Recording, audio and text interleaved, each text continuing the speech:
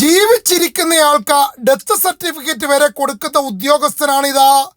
പാലക്കാട് പുതുശ്ശേരി ഗ്രാമപഞ്ചായത്തിലെ ക്ലർക്ക് ശ്രീജിത്ത് 2500 രൂപ കൈക്കൂലി വാങ്ങുമ്പോൾ വിജിലൻസ് പിടികൂടി.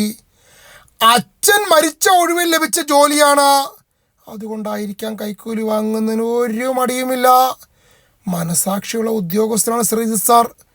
100 രൂപ കിട്ടിയാലും വാങ്ങും, എന്നാലേ ഫയലുകൾ നീങ്ങൂ. കഞ്ചിക്കോട് സ്വദേശി റെസിഡൻഷ്യൽ സർട്ടിഫിക്കറ്റ് വാങ്ങുന്നതിനായി എത്തിയപ്പോൾ നടപടിക്രമങ്ങൾ പെട്ടെന്നാക്കുവാൻ 2500 രൂപ കൂടെ കൊണ്ടുവരാൻ പറഞ്ഞു.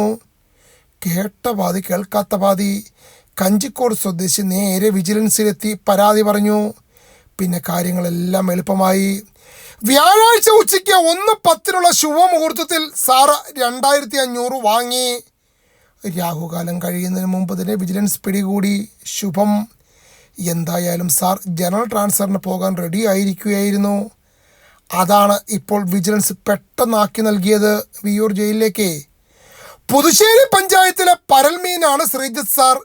നീർക്കോലി മുതൽ രാജവെമ്പാല വരെ ഉണ്ട് അതിനകത്ത്. എത്രയും പെട്ടെന്ന് അവർക്ക് ട്രാൻസ്ഫർ നൽകിയിരുന്നെങ്കിൽ വിജിലൻസേ ജനങ്ങൾക്ക് വളരെ പ്രയോജനമായേനെ.